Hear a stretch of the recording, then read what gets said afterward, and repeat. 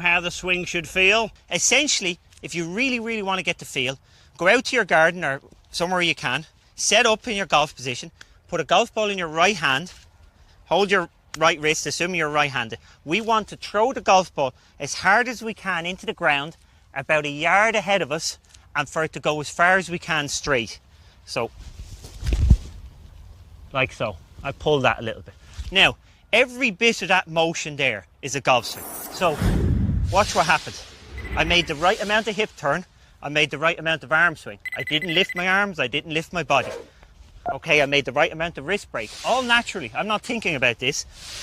I pivoted to my left. I stayed down with my chest. And I released it.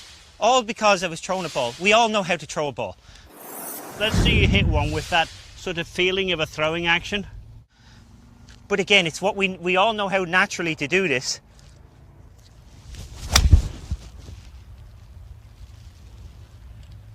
Again, holding, and watch it till you see the ball land. I'm exaggerating here, no doubt about it. I'm holding for as long as I can, but I'm able to do that. I would like amateurs to exaggerate in the range and on the golf course hold it for 2 seconds. I said we don't want to swing back slowly. We certainly don't want to keep our head still. The head floats. So essentially the weight, as you turn your shoulder, it shifts your weight to your right side. So we don't need to shift like this. Our body turns and it moves the center of gravity over here. But see, my head has moved. If I try and keep my head still, I'm actually going to go forwards, which is the worst thing you can do in golf. If you keep your head still, you're going to go forwards and you're going to have that step backwards and no finish. That's why I said holding the finish, it gets you doing all the right things without you knowing you're doing them. The modern professional has done a lot of harm to amateurs. Modern professionals are very supple, they're young, they're powerful. So when they make a swing, they can keep this left heel in the ground. They can keep a lot of tension inside their legs like this. They can turn, they get onto the right side. And to the public, that looks like they're staying still. Would you think of keeping your head still when you're hitting a baseball? Could you imagine telling a kid, okay, right, we're ready to hit it, but you're not allowed to move your head? I don't think so. I don't think it would be good. Yeah, like we want to keep our eye on the golf ball, no doubt about it, but our head moves a little bit and floats. So a couple of drills. Yes, lift your left heel off the ground. A drill I would always get kids practicing is actually lift their foot off the ground. So you can either start in this position, like so. That creates great movement. If you start, take your golf stance, bring your foot back. Don't try and stay still. This is the worst thing you can try and do. Somebody who tries to stay still in the golf swing will actually probably go forwards as they go back, and when they try and hit it, they'll be going backwards. Don't try and keep your head down. If your head goes down, it's going to get in the way. Terrible idea. Let your head float in the golf swing. You wouldn't try and keep your head still if you were swinging a baseball bat. You wouldn't keep your head still if you were throwing a punch. Why would you keep your head still playing golf? Okay, next thing is, professional golfers actually swing the club back 3 times faster than amateurs. So the rhythm of the backswing really helps the club set. You don't go real slow. This isn't going to help you. So a nice rhythm in the backswing. Allow your head float. Don't try and stay still. Don't keep your head down. And lastly, don't lift in the backswing. People always want to make a bigger backswing. They think that's going to equate to more power. That's okay if you're supple. But if you get to a point in your backswing where you've got a tight coil, don't lift past that. The minute you lift your arms and your body stretches like this, you're going to lose all your power and your accuracy.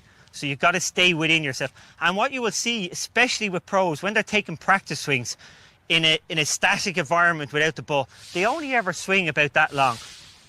They don't make a big swing in the backswing because we don't want any of this lifting. Okay, so nice and tight in the backswing, good bit of rhythm. And I would recommend to people at home in their garage during the winter. You know, years ago, if you were watching Hogan, they had lovely waggling going on. Their feet were dancing, they were moving. And they hit that backswing with speed. And that got the club lovely to hinge up here on plane. They got a lovely wrist cock because of the speed of the backswing. So get that nice rhythm going. Allow yourself to move. Essentially, as you turn, your turn shifts your weight, and as you can see, it shifts my head a little bit to this side. I don't need to move my hips over here. I just need to turn my body. And once my body turns, you can see that is actually going to turn into a full golf swing when the golf ball is there. See how it gets the parallel? When you're doing that, Padraig, I mean, certainly I love the idea of the movement, no question. Are you still mindful of keeping the eyes somewhat on the back of the ball, though? Absolutely. Like all sports, it's a good idea to look at the golf ball, but it doesn't mean you need to keep your head still. I can still see the golf ball as I move my head. It floats, but it's the same as I said, if you were hitting a tennis ball, you wouldn't try and keep your head still. If you were hitting a hockey puck, you'd still see the ball, but you wouldn't keep your head still. We don't want that fixture there. It will actually hurt your neck. It will hurt your back if you try and keep it still. Some people who suffer from a bad back playing golf, it's because they try and stay still and they tilt forward and get jammed up here in the downswing. We always want to have that big follow through. But, you know, if you're getting a bit older, that's going to put a lot of strain on you. So do as Gary Player does. And Gary Player, without a doubt in this world, pound for pound, if you take into account his age, is the best ball striker that's ever been in the game. Gary Player's favourite drill when he's on the range is he hits it and he steps over that left leg. That's to take the pressure off his follow through. We want that big follow through. So I'm going to copy Gary Player here. Okay, you'll see a nice bit of movement in the backswing. And I step after it. That takes the pressure off my back. Sure, let's see that one more time. I love that. And then I have got one question. I know that someone who influenced you greatly with your game was the late, great Bob Torrance. And you told me earlier that he talked about squashing the bug on the downswing. Perhaps not something you think of now, but you certainly did, didn't you? Oh, no doubt about it. We're looking old school here. And in fairness, there's kind of three things that happen in the golf swing and the downswing. So we've made that nice brisk backswing. We cocked our wrists, we're up there. We want to get into our left side. So as you say, you're squashing. Are we allowed to say that these days? We're squeezing a ball under our left foot. We're not killing any little ball. Okay. So we're squeezing a ball. We're pressing down our left heel into our left side. That's your start of the downswing. Sitting in there, pressing down. And this is why I said Nicholas was so good. He had that high foot and he jammed it back down into the ground. From there, your body, your hips and your body rotate. But this is one of the modern differences in golf that I think has changed maybe from Hogan's time. So as everything is turning, we don't want rotation in our arms. We actually want our arms going as hard as they can down. So our shoulders and our arms go down while our body's rotating.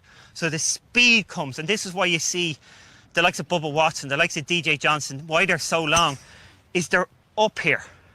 And that means their arms come down very quickly. They've got JB Holmes, he gets his arms up and they come flying down. That's not rotation.